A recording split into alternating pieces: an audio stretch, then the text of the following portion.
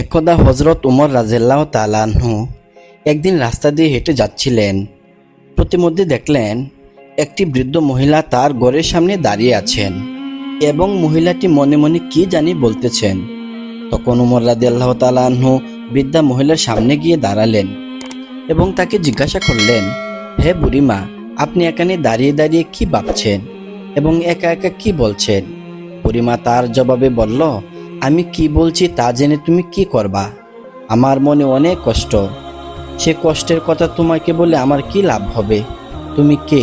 তখন আমিরুল মুমিনিন হযরত উমর রাদিয়াল্লাহু তাআলা আনহু বললেন, হে বুড়িমা, আপনার মনে কি কষ্ট আপনি আমাকে বলতে পারেন। বৃদ্ধা মহিলা বলল, তোমাকে বললে কি হবে? তুমি কি আমার কষ্ট দূর করে দিতে পারবা? যার হাতে এই রাষ্ট্রের ক্ষমতা, যাকে মানুষ আমিরুল মুমিনিন বলে ডাকে, সেই উমর রাদিয়াল্লাহু তাআলা আনহুই তো আমার খোঁজ খবর নেই না। সেই রাষ্ট্রের প্রধান হয়ে আমি কি খাচ্ছি, কি পড়ছি, কিভাবে আমার দিনগুলো যাচ্ছে, তার কোনো খোঁজ খবরই সে নিচ্ছে না। সে কিভাবে রাষ্ট্রের প্রধান হয় সেটা আমার বুঝে আসে না। তখন আমিরুল মুমিনিন হযরত উমর রাদিয়াল্লাহু তাআলা আনহু তাকে জিজ্ঞাসা করলেন, আপনি যে কষ্ট করছেন আমিরুল মুমিনিন কি সেটা জানে? তখন বৃদ্ধ মহিলাটা বলল, তা আমি কিভাবে জানবো সে জানে কিনা? সে তো রাষ্ট্রের প্রধান, তারই তো এই রাষ্ট্রের সকল মানুষের খোঁজ খবর নেওয়া উচিত। আমি একজন বৃদ্ধ মহিলা, আমি তার কাছে কিভাবে যাব? তারই তো উচিত ছিল আমার বাড়িতে এসে আমার খোঁজ খবর নেওয়া।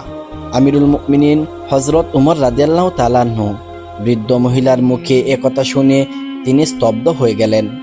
তখন উমর রাদিয়াল্লাহু তাআলা আনহু বললেন, মা, আপনার কি কষ্ট আছে? আপনার কি কি লাগবে আমার কাছে বলুন।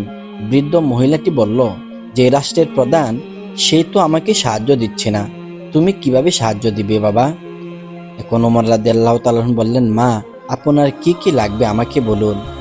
তাদের মধ্যে যখন এসব কথা হচ্ছিল, এমন সময় নবীর সাহাবী হযরত আলী রাদিয়াল্লাহু তাআলা আনহু ও আব্দুল্লাহ ইবনে মাসউদ রাদিয়াল্লাহু তাআলা আনহু এদিক দিয়ে যাচ্ছিলেন।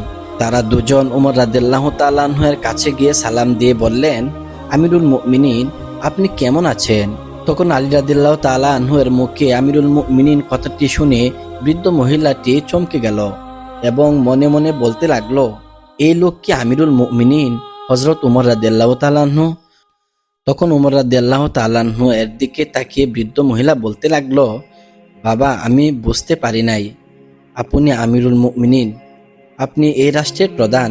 তখন আমিরুল মুমিনিন হযরত উমর রাদিয়াল্লাহু তাআলা আনহু বললেন, হে বুড়িমা, ভয় পেও না, আপনার কোনো দোষ নেই। আপনার কথায় আমি কিছু মনে করিনি, দোষ তো আমারই। আমি কেন এতদিন পর্যন্ত আপনার খোঁজ খবর নেইনি? তখন উমর রাদিয়াল্লাহু তাআলা আনহু তার সাথে থাকা কিছু মুদ্রা বুড়িমাকে দিয়ে দিলেন এবং বললেন, বুড়িমা, আজ থেকে আপনার কোনো কষ্ট করতে হবে না, আমি আপনার খোঁজ খবর সব সময় রাখবো। বৃদ্ধ মহিলা উমর রাদিয়াল্লাহু তাআলা আনহু এর সাহায্য ও তার মুখ থেকে একথা শুনে অনেক খুশি হলো এবং খুশি হয়ে বলল, হে আমিরুল মুমিনিন, আপনার উপর আমার আর কোনো অভিযোগ থাকলো না। আমি আজ থেকে আপনার জন্য দোয়া করি। অতঃপর হযরত উমর রাদিয়াল্লাহু তাআলা আনহু তারা উভয় কিনে সামনের দিকে অগ্রসর হলেন। হযরত উমর রাদিয়াল্লাহু তাআলা আনহু এর শাসনকালে সহোদর দুই ভাই এক যুবককে টেনে নিয়ে উমর রাদিয়াল্লাহু তাআলা আনহুর কাছে উপস্থিত হলেন। দুই যুবককে জিজ্ঞাসা করলো, তোমরা তাকে কেন ধরে নিয়ে আসছো? সহোদর দুই ভাই বলল, এই যুবক আমাদের পিতাকে হত্যা করেছে। উমর রাদিয়াল্লাহু তাআলা আনহু জিজ্ঞাসা করলেন, তুমি কি তাদের পিতাকে হত্যা করেছ? তখন যুবক বলল, হ্যাঁ, আমি হত্যা করেছি। আমি তাদের পিতাকে হত্যা করেছি, কিন্তু আমি ইচ্ছাকৃতভাবে হত্যা করিনি। আমার উট তাদের বাগানে ঢুকে পড়েছিল। তাদের পিতা আমার উটের চোখে একটি পাথর নিক্ষেপ করে, যার কারণে উট অনেক কষ্ট পাচ্ছিল। তা দেখে আমার শরীরে অনেক রাগ উঠে যায়। তারপর অন্য একটি পাথর নিয়ে তাদের পিতার দিকে নিক্ষেপ করি। সে পাথরের আঘাতে তাদের পিতা মৃত্যুবরণ করে। হযরত উমর রাদিয়াল্লাহু তাআলা আনহু তাদের দুই ভাইকে জিজ্ঞাসা করল, তোমরা কি এই যুবককে ক্ষমা করে দিবা? তারা দুই ভাই বলল, না, আমরা তাকে ক্ষমা করব না। আমরা পিতা হত্যার বিচার চাই, অর্থাৎ হত্যার পরিবর্তে হত্যা।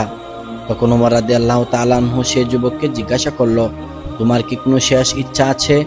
তখন সে বলল, আমার বাবা ইন্তেকালের সময় আমার ছোট ভাইয়ের কিছু সম্পদ আমার কাছে আমানত রেখেছিল।